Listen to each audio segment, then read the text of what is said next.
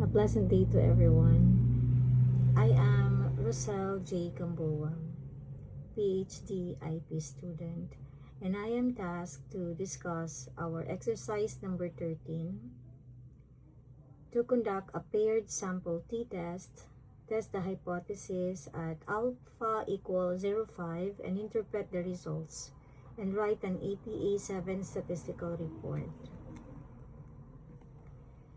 So let us now discuss exercise number 13, which involves the paired samples t-test, also known as the dependent samples t-test. It explained the research problem, and the research problem states that a business researcher assessed the customer service competency among sales personnel before and after attending a customer relation seminar. So in this study, the researcher wants to determine whether the seminar produced a significant improvement in the employee's customer service competency. So since the same employees were measured twice, before the seminar and after the seminar, the observations are related or paired. So because of this, the appropriate statistical test is the paired samples t-test. So let us look at the table. This table contains the 10 scores of 10 employees. And the first column shows the employee number. And the second column represents their competency scores before and after the seminar. So for example, number 1 obtained a score of 78 before the seminar and 84 after the seminar. This means that employee number 1 improved by 6 points. We also have employee number 2, which scored before 80, then after is 85, showing an improvement of 5 points. So we do the same comparison of all employees from employee 3 up to 10. So we observe the table carefully. We notice that every employee here obtained a higher score after the seminar. So this already suggests that the seminar may have improved customer service competency. However, in research, we do not rely on observation. So we must perform a statistical test to determine whether the improvement is statistically significant. So why do we use the paired sample t-test? Because the same participants were tested twice. So we are comparing two related sets of scores, not two different groups. So therefore, the paired t-test is the appropriate inferential statistical tool. So before performing the paired samples t-test, we have first to organize the data in the table. Ito po. So this table contains the scores of 10 employees before and after attending the customer relation seminar. So again, yung first column natin are the employee. So it lists down the employee numbers from 1 to 10, and these numbers simplify these simply identify each participant in the study. So since the same employees were measured twice, we can directly compare each person's scores before and after the seminar. So before, the second column shows employee customer service competency scores before they attended the seminar. And we denote this as XY, okay, representing the baseline of pre-test scores. And then the third column is the X2, okay, and this third column competency scores after completing the seminar. So these are denoted as X2 or the post-test scores. So the fourth column here is the difference equals after minus before. Okay. So we compute this by subtracting the before score from the after score using the formula. So D equals after minus before. And this tells us how much each employee scored changed after attending the seminar. So for example, for employee number 1, from 78 to 84. So therefore, difference niya is equals to 84 minus 78 is equals to 6. Okay? And this means employee improved by 6 points. And so on and so forth until employee number 10. Okay? So therefore, if you will try to look at it, at the last column, we have to square it. So squaring the differences removes negative signs, if any, and is required when computing the variance and standard deviation of the differences, which are needed for the paired sample t-test. So for example, yung D6 natin, therefore, D squared is equals to 6 squared is equals to 36. Okay, ito na siya. So another example sa employee 2. Okay, D is equals to 5. Therefore, D squared is equals to 5 squared is equals to 25. Hanggang sa ilalim na we have to continue it until the employee number 10. And we have to sum all of this. Okay, so ito, i-add lang natin this one, and this one. Okay, so at the bottom of each table are the total for each column. Okay, ito po siya lahat. So, the total after score is 834, and the total of all differences is 63. Okay, ito po. So, these totals will substituted into the paired samples t-test formulas during the computation. Okay. So, the sample size is represented by n, okay? And n is equals to 10, meaning there are 10 paired observations or 10 employees who participated in both the pre-test and the post-test. So, by simply looking at the table, we can see that every employee obtained a higher score after attending the seminar. So, the difference ranged from 5 to 7 points lang. Okay, so suggesting an improvement in customer service competency. However, in research, we do not rely only on observation. So we have to perform the paired samples t-tests. Okay, to determine whether this observed improvement is statistically significant or could have occurred by chance. So step 1.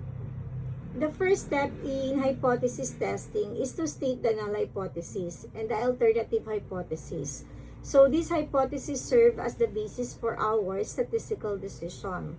So, our null hypothesis, or H0, states that there is no significant difference in customer service competency before and after the seminar. Okay, so this is read as H0 ma sub D equals 0.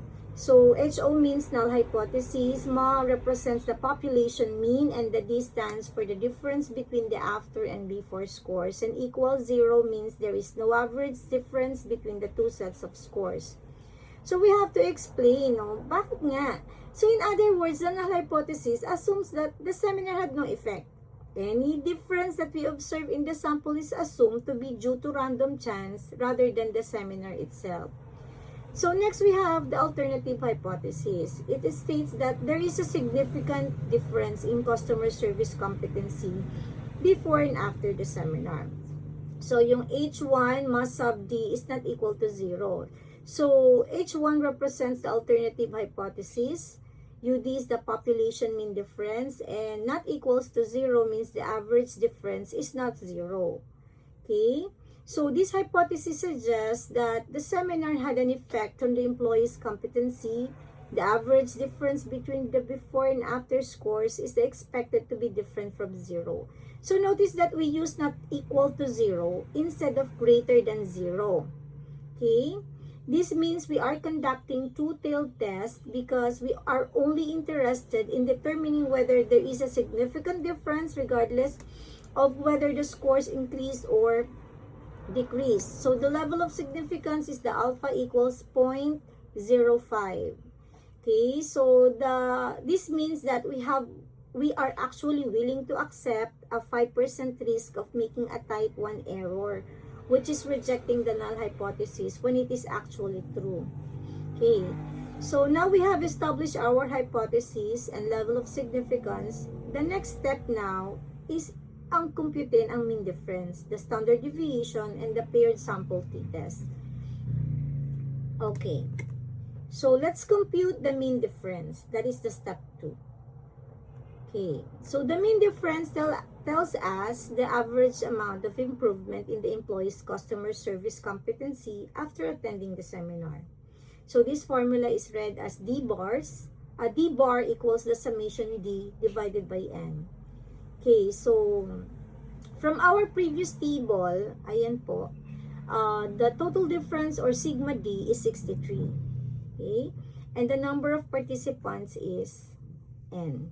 Okay, so the substituting the values, D bar equals 63 divided by 10.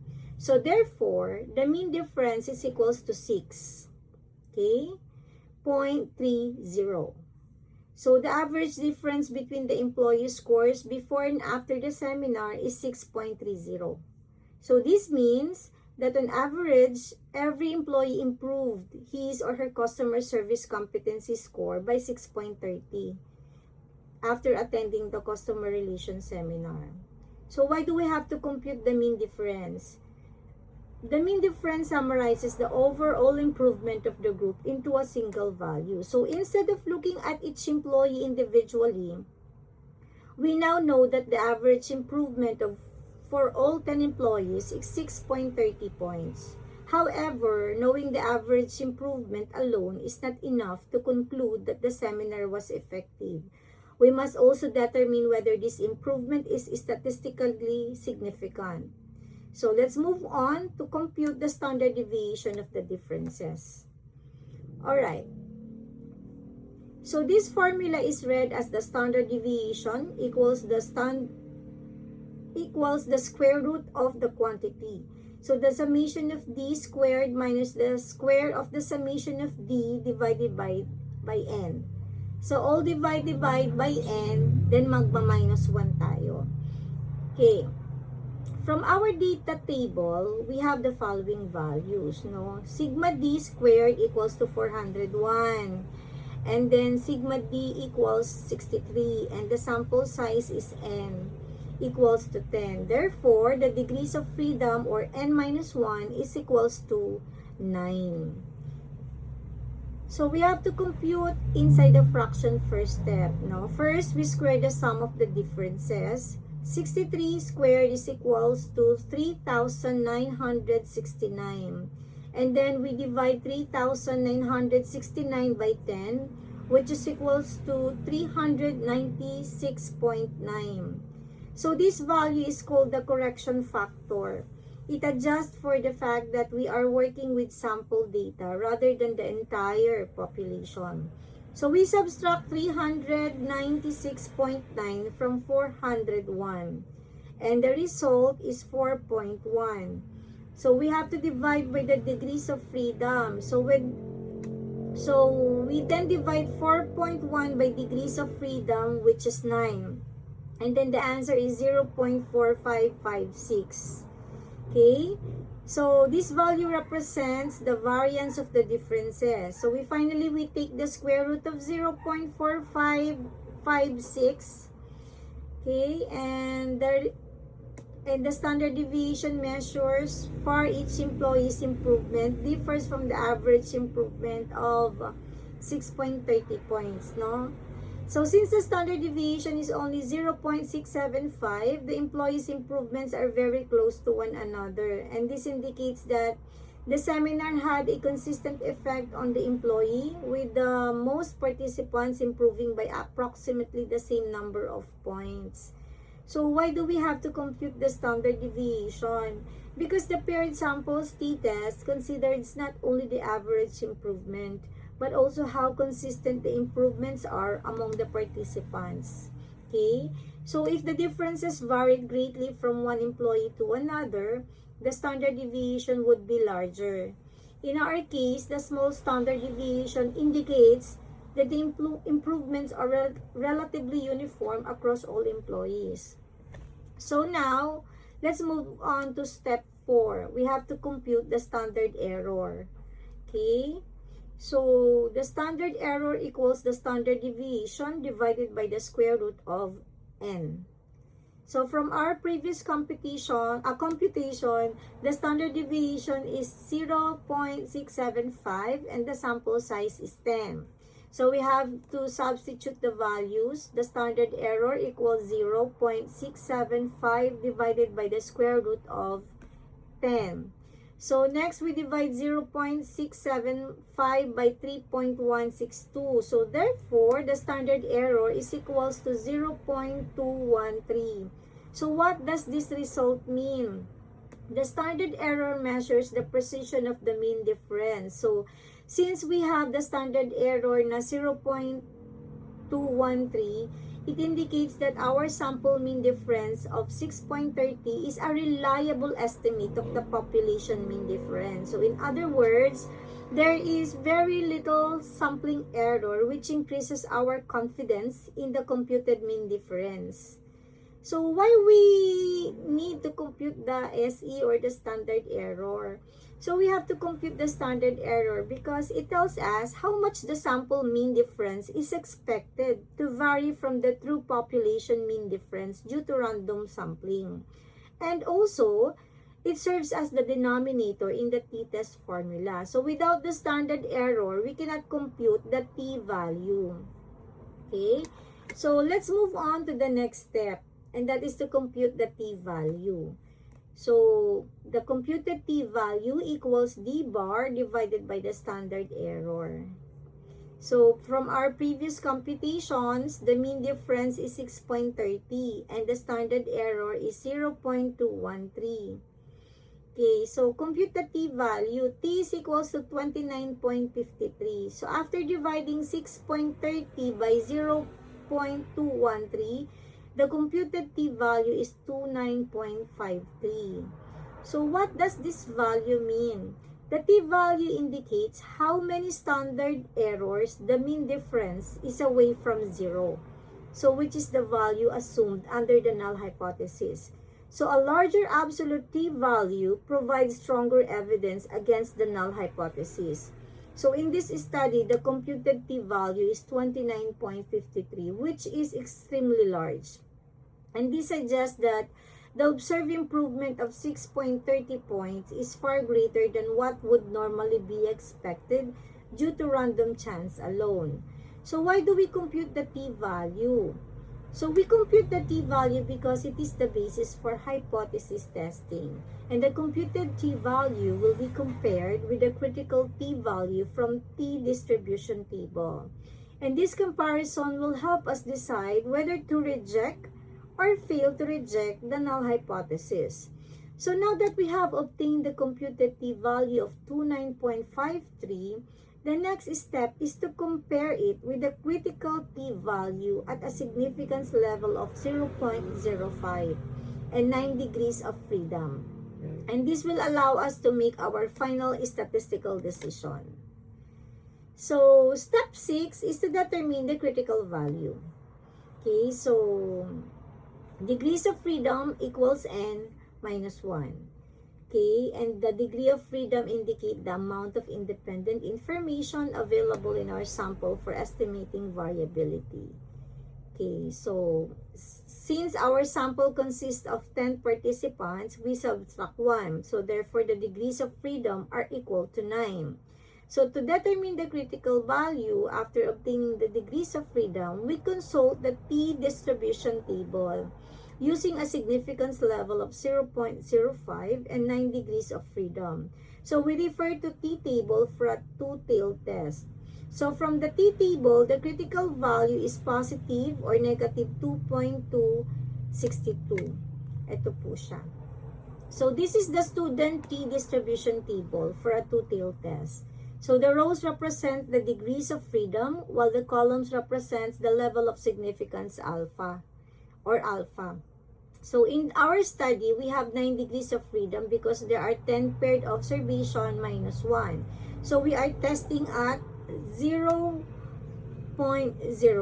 Ito pong may asterisk. So we are testing at alpha 0.05 level of significance using a two-tailed test. So we locate the row for difference na equals to 9 and the column for a 0.05. at the intersection of the row and column, the critical value is 2.262. So therefore, the critical value is positive or negative 2.262 because this is the two-tailed tests. So step 7 now, we have to come up with the decision rule. So after determining both the computed t-value and the critical t-value, we are now ready to make our statistical decision. So this step is called the decision rule because it tells us whether to reject or to fail to reject the null hypothesis. So computed value, t is equals to 29.53. So our computed t-value from the paired samples t-test is 29.53. So this value was obtained by dividing the mean difference by the standard error. So t is equals to 2.262. So from the student's t-distribution table using a significance level of 0.05, a two-tailed test, and 9 degrees of freedom, we obtain a critical value of positive or negative 2.262. Okay, and the critical value is the cutoff point that determines whether the computed t-value is statistically significant. So we now compare the computed t-value with the critical t-value. So 29.53 is greater than 2.262. So therefore, ang decision natin, we reject the null hypothesis. So rejecting the null hypothesis means that the evidence from our sample is strong enough to conclude that there is a statistically significant difference between the employee's customer service competency before and after attending the seminar. So in other words, the improvement observed in the employee's scores is unlikely to have occurred by chance alone. So since the after training scores were significantly higher than the before training scores, we conclude that the customer relations seminar had a significant positive effect on the employee's customer service competency. Okay, so we have there the interpretation. Okay, also a statistical report, the APA. So a paired samples t-test was conducted to determine whether customer service competency significantly improved after attending customer relations seminar. So the results show that the average competency scores increased from 77.10 before the seminar to 83.40 after the seminar, with an average improvement of 6.30 points. So the paired samples t-test produced a value of t with 9 degrees of freedom equals to 29.53 and a p-value of less than 0.001. So since the probability value is far below the significance level of 0.05, the null hypothesis was rejected.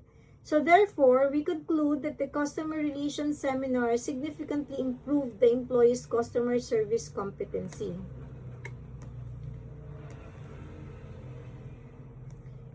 So to conclude, statistical analysis is not simply about obtaining numbers. It is about using evidence to answer research questions objectively.